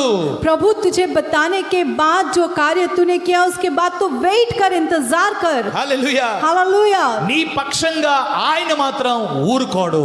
लेकिन तेरे पक्ष में वो चुपचाप नहीं रहेगा, ఆ పరలోకమందున్న బోయాజు మాత్రం నీ పక్షంగా ఊరుకోడు. और स्वर्ग में जो बोयाज है तेरे पक्ष में कहाँ चुपचाप नहीं रहेगा। నీవైతే ఆ విషయము ఎలాగ జరుగుతుందో అది నీకు తెలియ వరకు మౌనంగా ఉండు అన్నారు. लेकिन तू तो वो कैसे होगा वो पूरा होने तक केवल मौन रहे। కానీ ఆ మనుషుడు మాత్రం ఓరకుండడు. लेकिन वो व्यक्ति को चैन नहीं ఆ रहेगा. బోయాజు మాత్రం మౌనంగా ఉండడు. बोयाज जो है मौन नहीं బోయాజు रहेगा. మౌనంగా ఉండడు. बोयाज मौन नहीं బోయాజు रहेगा. మౌనంగా ఉండడు. बोयाज मौन नहीं బోయాజు మౌనంగా रहेगा. ఉండడు. बोयाज मौन నీకు नहीं ఏదో ఒక रहेगा. న్యాయం చేస్తాడు. तेरे लिए कुछ ना ఏదో कुछ ఒక न्याय న్యాయం करेगा. చేస్తాడు. कुछ ना कुछ ఏదో न्याय ఒక న్యాయం करेगा. చేస్తాడు. कुछ ना कुछ न्याय करेगा. ప్రభుకు స్తోత్రం చెప్దాం. प्रभु की हम स्तुति करेंगे. దేవుని మాటల మీ యొద్దకు వస్తే దాన్ని పట్టుకోండి. परमेश्वर की बातें आपके पास आ रही है, उसे पकड़िए. నీవు ఆయన కార్యం విన్న తర్వాత నీవు ఆయన కార్యం చేసి మౌనంగా వెయిట్ చేయి.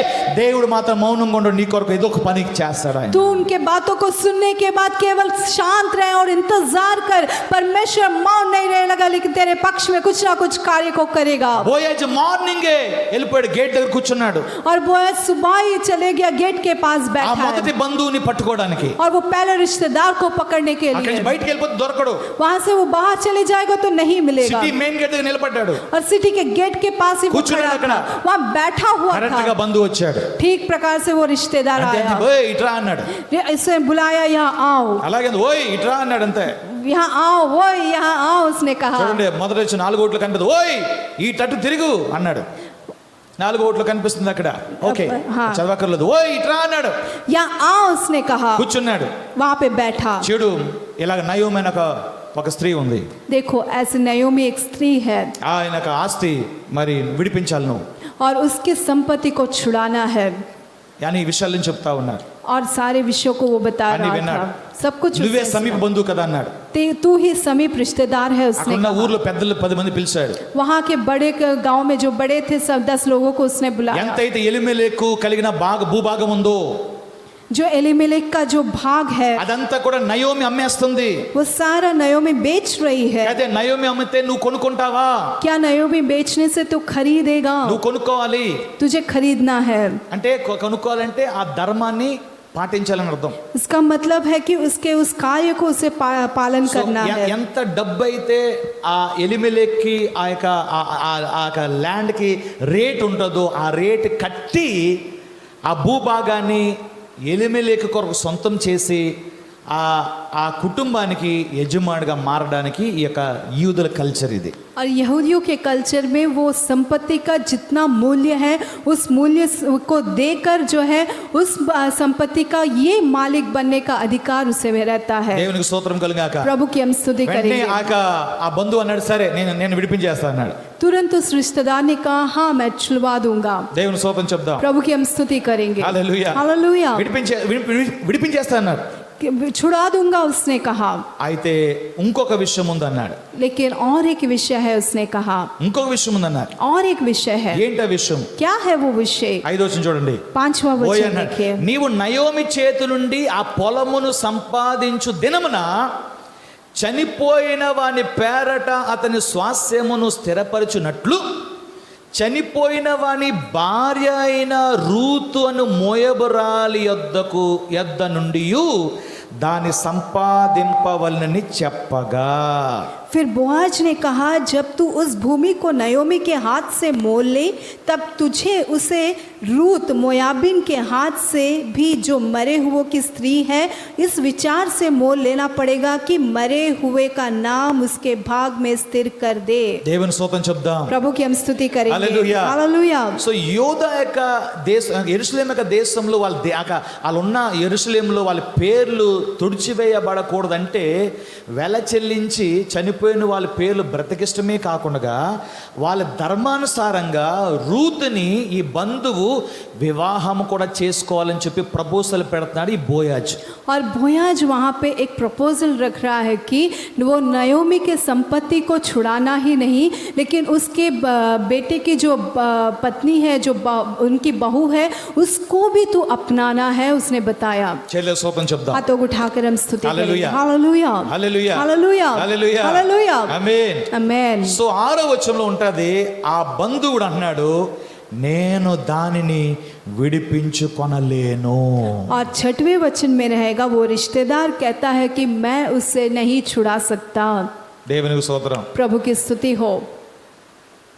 హల్లెలూయా. हालेलुया. ముందంటాడు నేను విడిపించేస్తాను అంటాడు. पहले कहता है कि मैं छुड़ा दूंगा. ఇప్పుడు అంటాడు నేను విడిపించలేను అంటాడు. अब कहता है कि मैं नहीं छुड़ा सकता. ఎందుకు విడిపించలేను అన్నాడంటే, क्यों नहीं छुड़ा सकता उसने ఆ कहा. ల్యాండ్ డబ్బిచ్చి విడుదల చేయటమే కాదు గాని, वो लैंड को पैसा देकर उसको छुड़ाना ही नहीं. ఒకటి ల్యాండ్ విడిపించాలంటే నయోమి యొక్క భర్త ఆ లిస్ట్ లోంచి తొలగించబడడు. एक लैंड को छुड़ाएंगे तो नयोमी का जो पति है वो लिस्ट में से नहीं निकाला जाएगा. రూతు యొక్క భర్త యూదుడు కనుక, అంటే యెరూషలేం వాసుడు కనుక తన పేరు లెక్కల్లోకి వస్తుంది. और रूत का पति जो है यरूशलेम का निवासी है, इसलिए उसका भी नाम इस लेखा में आएगा.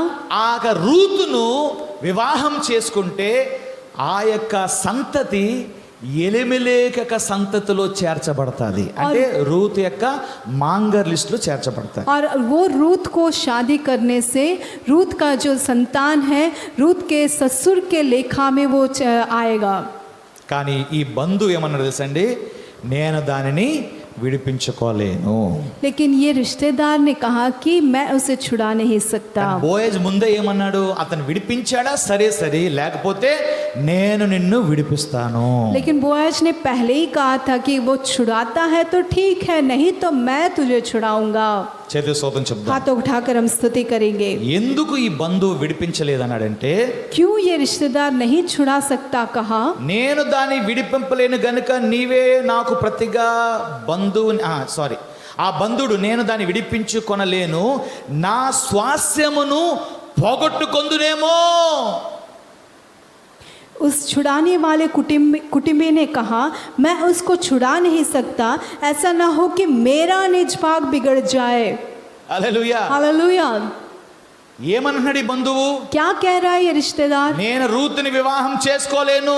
मैं रूत से विवाह नहीं कर అలాగా सकता. చేసుకుంటే, अगर ऐसा करूंगा, అలా చేసుకుంటే अगर ऐसा करूंगा, నా ఎస్టేట్, ఇంగ్లీష్ బైబిల్ అలాగే నా ఎస్టేట్ అంటే నా రియల్ ఎస్టేట్ కాదు, నా ఎస్టేట్ అంటే పెద్ద భూభాగం అంతా కూడా నేను నష్టపోతానేమో, పోగొట్టుకుంటానేమో. और इंग्लिश बाइबल के अनुसार एस्टेट लिखा गया, इसका मतलब मेरा सारा प्रॉपर्टी मैं जो है नुकसान हो जाऊंगा, खो जाऊंगा. ఎందుకు? क्यों? యెరూషలేము ప్రజలకి మోయాబీల మీద నమ్మకం లేదు. क्योंकि यरूशलेम के निवासियों को मोयाबियों के ऊपर विश्वास नहीं है. ఆల్రెడీ రూత్ పెళ్లి చేసుకుంది, భర్త చనిపోయాడు. रूत तो ऑलरेडी शादीशुदा थी, उसका నేను पति मर మరలా गया. పెళ్లి చేసుకున్నానా నేను కూడా చనిపోతాను అని అనుకున్నాడు. मैं अगर शादी करूंगा मैं भी मर जाऊंगा, उसने सोचा. కానీ అక్కడ బోయజ్ అన్నాడు, I will marry you. लेकिन वहां पे बोआज कहता है कि मैं तुझे शादी నీ కొరకు करूंगा, నేను చనిపోవడానికి సిద్ధంగా ఉన్నాను. मैं तेरे लिए मरने के लिए तैयार हूँ, నా ప్రాణానికి ఇస్తాను నేను. मैं अपना प्राण तुझे दूंगा. చేతులు స్తోత్రం చెప్దాం. हाथों उठाकर हम स्तुति ఇది ట్రూ, करेंगे. ఇది నిజమే. ఇది ये सच है. రూతుని పెళ్లి చేసుకుంటే భర్త చనిపోయాడు, रूत को शादी करने से उसका पति मर गया. మళ్ళా పెళ్లి చేసుకుని ఈ బంధువు కూడా చనిపోతాడు. अगर वापस वो शादी करे ये पति भी मर ఎందుకంటే ఆ जाएगा, మోయాబీలు శాపగ్రస్తమైన వారు. क्योंकि अमोनियो जो है शापित है. కానీ అలాంటి ప్లేస్ లో वो ऐसी जगह में బోయాజ్ వచ్చి, वो आ जाकर నేను నీ ఆస్తిని విడిపిస్తాను, मैं तेरे संपत्ति को छुड़ाऊंगा, బంధుధరం జరిగిస్తాను, मैं तेरा रिश्तेदार నీకు बनूंगा, భర్తగా ఉంటాను, मैं तेरे पति के रूप में నీ रहूंगा. మీ పిల్లల కొరకు నీ యొక్క మాంగర్గ పేర్లు నిలబెడతాను, और तेरे बच्चों के लिए तेरे ससुर के नाम को मैं बनाऊंगा, నేను నీ పక్షంగా ఉంటాను. मैं तेरे पक्ष में रहूंगा. చేతులు దేవుని స్తోత్రం हाथ చెప్దాం. उठाकर हम स्तुति करेंगे. యేసుక్రీస్తు ఇలాగే మన కొరకు నిలబడుతున్నాడు. यीशु मसीह ऐसे ही हमारे लिए खड़े रहते हैं. మన లైఫ్ ఎవరు తీసుకోవడానికి ఇష్టం లేదు, हमारा जीवन किसी को भी लेना के लिए మన पसंद नहीं సాక్ష్యాలు करते. తీసుకోవడానికి ఇష్టం లేదు, हमारी गवाहियों को लेना कोई మన पसंद नहीं బ్యాక్గ్రౌండ్ करता. తీసుకోవడానికి ఎవరికి ఇష్టం हमारा లేదు. अकाउंट लेना कोई पसंद नहीं ఎందుకంటే करता. మరణము, क्योंकि నష్టము, శాపము, రోగములు అనేకమైన వాటి మన జీవితాల్లో ఉన్నాయి. क्योंकि मृत्यु, श्राप, नुकसान और बीमारियां बहुत सारी हमारे जीवन में ఈ है. లోకం ప్రేమించేది ఎవరు ప్రేమిస్తున్నారు? इस दुनिया को प्रेम करता किसको प्रेम నీవు करते हैं? సమీపమైన బంధువు అని చెప్పుకుంటున్నావే, तो अपना निज रिश्तेदार कहता है నీ మరణం నీ పైన వాళ్ళపై వేసుకోరాలు, तेरे मृत्यु को वो अपने ऊपर నీ नहीं దుఃఖాన్ని लेगा, వేసుకోరు, तेरे दुख को वो अपने నీ ऊपर नहीं నష్టాన్ని लेगा, వేసుకోరు, तेरे नुकसान को वो కానీ अपने నీవు ऊपर మాత్రం नहीं लेगा, लेकिन నీవు మాత్రం तू నా బంధువు, मेरा నా रिश्तेदार, బంధువు, मेरा నా रिश्तेदार, బంధువు. मेरा रिश्तेदार ఎక్కడ నిలబడతా నీ బంధువు, कहाँ खड़ा होता है तेरा ఎక్కడ నిలబడతా నీ रिश्तेदार, బంధువు, कहाँ खड़ा होता है నీకు तेरा అవమానం రాని, रिश्तेदार, तेरा अगर अपमानित तू होता है నిలబడతాడా నీ బంధువు, क्या तू वो खड़ा నీ रहेगा, ఇంట్లో మరణం రాని, तेरा अगर मृत्यु आता నిలబడతాడా నీ है బంధువు, क्या वो खड़ा रहेगा, నీ కుటుంబంలో వ్యాధి రాని, तेरे परिवार में నీ बीमारी బంధువు आने నిలబడతాడా? से क्या तेरा रिश्तेदार खड़ा रहेगा? ఒక్క రాత్రి హాస్పిటల్లో ఉండండిరా బాబా అంటే ఉండలేకపోతున్నా. एक रात हॉस्पिटल में रहो कहने से नहीं रह पा रहे. కరోనా టైంలో ఒక వ్యక్తి అంటున్నాడు, అయ్యా 10,000 ఇస్తాను ఒక రాత్రికి, ఒక్క వ్యక్తిని చూడండి అని. कोरोना में एक व्यक्ति कह रहा था कि रात के लिए मैं 10,000 दूंगा, एक व्यक्ति को ढूंढ के बता. నువ్వే ఉండలేవు, ఇంకా ఎక్కడ బయట నుంచి ఎక్కడ దొరుకుతాడంట. तू ही नहीं रह सकता तो बाहर से कौन मिलेगा? బంధువు అంటున్నావు, अपने रिश्तेदार कहते కానీ हैं, ఇక చెడు నీ కీడు వచ్చినప్పుడు ఎవడు నీ పక్షం నిలబడ్డావు. लेकिन जब तेरा बुराई तेरा नुकसान आता है ఒక कोई तेरे దూర पक्ष में खड़ा బంధువు नहीं ఉన్నాడు. रहता. एक दूर रिश्तेदार ఆయన है, నీ కొరకు ఏమైనా చేయగలుగుతాడు, वो आपके लिए कुछ भी कर ఆయన सकता है, నిన్ను విడిపిస్తాడు, वो आपको छुड़ाता है, ఆయన నిన్ను విమోచిస్తాడు, वो तुझे छुटकारा देगा, ఆయన నీ పక్షంగా నిలబడతాడు. वो तेरे पक्ष में खड़ा रहेगा. ఆయనే బోయాజు, वो ही है बोआज, ఆయనే బోయాజు, वही है बोआज, ఆయనే బోయాజు, वही है बोआज, ఆయనే బోయాజు. वही है ఈ बोआज. మధ్యాహ్న కాలంలో आज इस दोपहर के समय రూతుకి విడిపించేవాడు ఎలాగైతే సజీవుడిగా ఉన్నాడు, जैसा रुत को छुड़ाने वाला जीवित है, నీ జీవితంలో ఎలాంటి పరిస్థితి అయినా సరే నీ కొరకు నిలబడడానికి యేసు అనే నిజమైన బంధువుడే, నిజమైన బంధువుడే నీ యొక్క బంధువై ఉన్నాడు. आमीन. तेरे जीवन में कैसी भी परिस्थितियां क्यों ना हो, तुझे छुड़ाने वाला तेरा एक असली सच्चा रिश्तेदार है.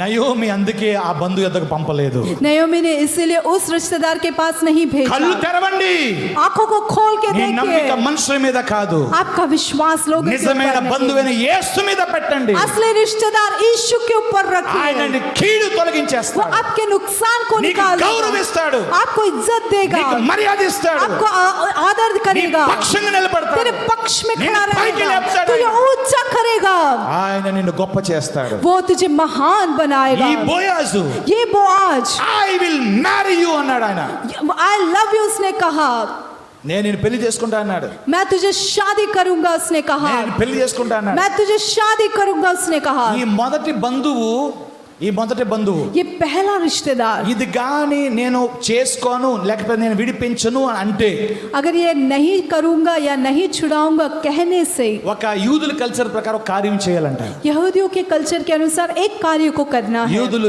ఏమైనా వాళ్ళ చెప్పులు వాడినప్పుడు ప్రతి ఇంటికి ఒక యూనిక్ చెప్పు ఉంటుంది. और यहूदी जो अपने पैर के चप्पल को इस्तेमाल करते हैं तो हर एक घर का एक यूनिक चप्पल रहता సో है. ఈ బంధు ధర్మం కానీ చేయకపోతే अगर ये रिश्तेदार का धर्म अगर पूरा नहीं करते ఆ हैं, చెప్పు ఒక చెప్పు తీసి वो चप्पल में से एक चप्पल ఆ निकाल कर సాక్షుల ముందు वो सारे गवाहियों के ఆ सामने చెప్పు తీసుకు బోయా చేతికి ఇచ్చేసేయాలి. वो चप्पल को निकाल कर बोआज के हाथ में दे देना నేను है. చెయ్యలేను అని అర్థం. और मैं नहीं करूंगा इसका నేను अर्थ है, ఇన్వాల్వ్ అవ్వలేను, मैं नहीं कर सकता నా कहना. బంధు ధర్మం జరిపించను. मैं अपने रिश्तेदार का कार्य అలాగని नहीं చెప్పు करूंगा. గాని ఇచ్చేస్తే अगर ऐसा चप्पल दे देता है, వెంటనే ఆ బంధు ధర్మము రెండో బంధు యొద్దకు వెళ్ళిపోతుంది. तुरंत वो रिश्तेदार का जो कार्य है दूसरे रिश्तेदार के पास అలాగే जाता ఆ है. కల్చర్ ప్రకారంగా ఆ బంధువుడు ఏం చేశాడంటే చెప్పు తీసుకుని బోయా చేతికి ఇచ్చాడు. और उसी कल्चर के अनुसार वो रिश्तेदार क्या किया, वो चप्पल को निकाल कर बोयाज के हाथ में दे అప్పుడు दिया. బోయాజు तब बोआज అందరి ముందు చెప్పారు, उन सबके నేను सामने వారిని कहता విడిపిస్తాను, है, मैं उन्हें छुड़ाऊंगा బంధు ధర్మం జరిగిస్తాను. और मैं उसका रिश्तेदार का रूत ने कार्य पेली पूरा చేసుకుంటాను. करूंगा. रूत को मैं शादी करूंगा. అలాగే రూతు పెళ్లి చేయబడ్డాది. वैसे ही रूत का शादी వారి हुआ గర్భవతి అయింది. और वो गर्भवती हुई. ఊరందరూ ఆనందించేశారు. पूरा गांव आनंदित हो गया. 4వ అధ్యాయం మంచి బ్యూటిఫుల్ వేలో యూదుల కల్చర్, నాకు టైం లేదు చెప్పడానికి. चौथा अध्याय बहुत सुंदर यहूदियों का कल्चर है, समय नहीं है बताने के అలాంటి लिए. కుటుంబంలో ఎప్పుడైతే ఆవిడ కన్సీవ్ అయిందో, ऐसे परिवार में जब वो कंसीव हुई వాళ్ళందరూ ఒక పేరుని గుర్తు చేసుకుని వాళ్ళు ఆశీర్వదించారు. और उन सब ने एक नाम को याद कर कर उसे आशीष అది किया. భయంకరమైన ట్రాజడీ జరిగిన స్టోరీ అది. वो बहुत ही बड़ा ट्रेजेडी होने वाली स्टोरी है. అది ఆల్రెడీ ఒకప్పుడు జరిగింది అది. एक समय पर हुआ था, అది వాళ్ళ యొక్క కుటుంబంలో జరిగింది అది. उनके परिवार में हुआ था ఆయన పేరు పేరేసు. और उनका नाम है पेरेस. పేరేసు फेरेस. పేరేసు ఒక వంశాలు చాలా డిఫరెంట్ అయిన వంశవాళి. और उनका वंश जो है बहुत ही अलग प्रकार का वंश है. యాకోబు యొక్క కుమారుడు ఒక కుమారుడైన యూదా. याकूब का एक बेटा जो यहूदा है, సో తన యొక్క కోడలతోనే తెలియకుండా వేశ్య అనుకుని తనతో ఉన్నప్పుడు और उसकी बहू के साथ ही वो जो है वेश्या सोचकर जब उसके साथ रहा, అప్పుడు పేరేసు పుట్టాడు. तब फेरेस पैदा हुआ. అలాంటి పరిస్థితుల్లో కూడా దేవుడు పేరేసుని ఆశీర్వదించారనే విషయము ఈ యెరూషలేం ప్రజలకు తెలుసు. और ऐसी परिस्थिति में भी परमेश्वर ने उस पेरेस को आशीष किया है, इस यरूशलेम निवासियों को पता है. దేవుని మీద విశ్వాసం ఉంచితే ఏ కుటుంబాలైనా మార్పు చెందుతాయనే విషయము యెరూషలేం ప్రజలకు బాగా తెలుసు. और यरूशलेम के लोगों को पता है कि परमेश्वर पर विश्वास रखेंगे तो कैसी भी परिस्थिति क्यों ना हो अच्छे से बदल जाएगा, वे जानते हैं. వాళ్ళందరూ ఆ యొక్క వ్యక్తిని ఆ యొక్క స్త్రీలందరూ కలిసి ఆ యొక్క రూతుని ఆశీర్వదించారు. और वो सारी स्त्रियां जो है सब मिलकर रुत को उन्होंने आशीष किया. ఈ రోజు నీకు బంధువు లేకుండా దేవుడు చేయలేదని స్తుతించారు. आज के दिन तेरे बंधु नहीं है इसलिए उसने स्तुति. బంధువు లేకుండా చేయలేదు. आज के दिन तेरे पास बंधु नहीं, ऐसा नहीं हुआ इसलिए उन्होंने स्तुति అంటే किया. నీకు బంధువులు కలిగినట్లుగా దేవుడు చేశారు. परमेश्वर ने तुझे बहुत सारे रिश्तेदारों को दिया इसलिए स्तुति దేవుడు किया. స్తుతించబడుగాక అన్నారు. प्रभु की स्तुति हो उन्होंने कहा. నీకు ఎంత గొప్ప కోడలు దేవుడు ఇచ్చారని చెప్పి నయోమిని పొగిడారు. और नयोमी को उन्होंने बहुत ज्यादा महान किया कि तुझे इतनी अच्छी बहू को दिया है. 7 కొడుకులతో సమానమైన ఒక కోడలు నీకు అనుగ్రహించబడ్డదని ప్రభువును 7 స్తుతించారు. बेटों के समानता में रहने वाली एक बहू को तुझे दिया है करके నీ परमेश्वर की स्तुति की. ముసల్తనమందు నీకు ఒక మనడు పుట్టాడు, ఆ మనడు నీకు కొడుకుగా ఉండి నిన్ను ఆదరిస్తాడని వాళ్ళు ధైర్యపరిచారు. तेरे बुढ़ापे में तेरे लिए एक पोता पैदा हुआ और वो पोता तुझे तसल्ली देगा उन्होंने कहा. సో వాళ్ళందరూ కలిసి వారు ఆశీర్వదించారు. और उन सब ने मिलकर उसे आशीष किया. ఈ నీ కోడలు గొప్ప తల్లిగా మార్చబడతారు. और ये तेरी बहू जो है महान माँ వారి बनेगी. సంతతుల్ని పుట్టే బిడ్డ పెద్ద పేరు తీసుకొస్తాడు. और उन संतान से पैदा होने वाला एक बेटा महान ఆ नाम వ్యక్తి लेके గొప్పవాడు आएगा, అవుతాడు. वो बहुत महान बनेगा. ఇశ్రాయేలు వంశంలోనే యూదా వంశంలో పెద్దవాడు అవుతాడు इस्राएलों के वंश में, यहूदा का वंश में बहुत बड़ा बनेगा. అని ఆ యొక్క రూతుని వారందరూ బ్లెస్ చేశారు. ऐसा कहकर रूत को सबने आशीष किया. వాట్ ఏ పవర్ఫుల్ బ్లెస్సింగ్ అని తెలుసండి ఇది. कितना बड़ा पावरफुल ब्लेसिंग है ఒక ये. సాక్ష్యం లేని మనుషుల్ని యెరూషలేం ప్రజలు దీవిస్తున్నారంటే హౌ బ్యూటిఫుల్ ఇది. एक गवाही नहीं रहने वाली एक व्यक्ति को यरूशलेम निवासी आशीष कर रहे हैं, ये कितनी सुंदर बात है. అలాగే దేవుడు రూతుని బోయాజుని ఆశీర్వదించారు. ऐसे ही परमेश्वर ने रूत और बोआज को आशीष किया. ఆ రూతు బోయాజు మూలన కలిగింది ఓబేదు అనే కొడుకు కన్నారు. और रूत और बोआज के द्वारा पैदा हुआ बेटा है ओबेद. ఓబేదు ఎవరు? ओबेद कौन है? దావీదు యొక్క తాతయ్య. दाऊद का दादा. రాజైన దావీదు యొక్క తాతయ్య. जो राजा दाऊद है उसका दादा ఓబేదు है. వల్ల పుట్టిందే యెషై. और योबेद के द्वारा पैदा हुआ యెషై यिशै. కొడుకే 8వ కుమారుడైన దావీదు రాజు. और यिशै का 8वां बेटा है दाऊद का राजा. అలాగ వారు ఆశీర్వదించారు.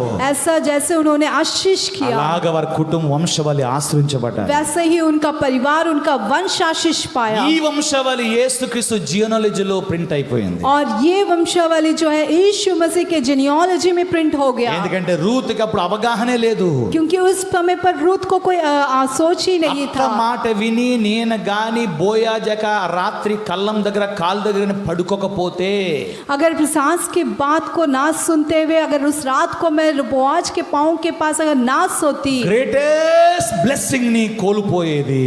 बहुत महान आशीष को वो खो కానీ जाती. నయోమి యొక్క విధేయత, लेकिन नयोमी की जो अधीनता है, దేవుని మాట విని యెరూషలేము రావటం, परमेश्वर की बात को सुनकर यरूशलेम నయోమి आना, రూతుకి చెప్పడం, రూతు యొక్క విధేయత, और नयोमी रूत को बताना और रूत की अधीनता, నయోమి మాట విని బోయాజు దగ్గరికి వెళ్ళటం, और नयो की बात को सुनकर वो बोआज के पास బోయాజు जाना, యొక్క విధేయత. और बोआज की अधीनता. మొదటి బంధువు చేసుకోకపోతే నేను చేసుకుంటాను. पहला रिश्तेदार नहीं करेगा तो मैं करूंगा. ఆ యెరూషలేము యొక్క విధేయత. और यरूशलेम निवासियों की ఓ నువ్వు अधीनता, ఖచ్చితంగా నువ్వు దీవించబడతావు. निश्चित रूप से तो आशीष पाएगी. ఒకరి విధేయత ఒకరి విధేయత ఒకరు బట్టి एक का ओबीडियंस दूसरे का ओबीडियंस तीसरे का అనేకులకి ఆశ్రయం తీసుకొచ్చింది. बहुत लोगों के लिए आशीष लेके రూతుకి आया. తెలియనే తెలియదు.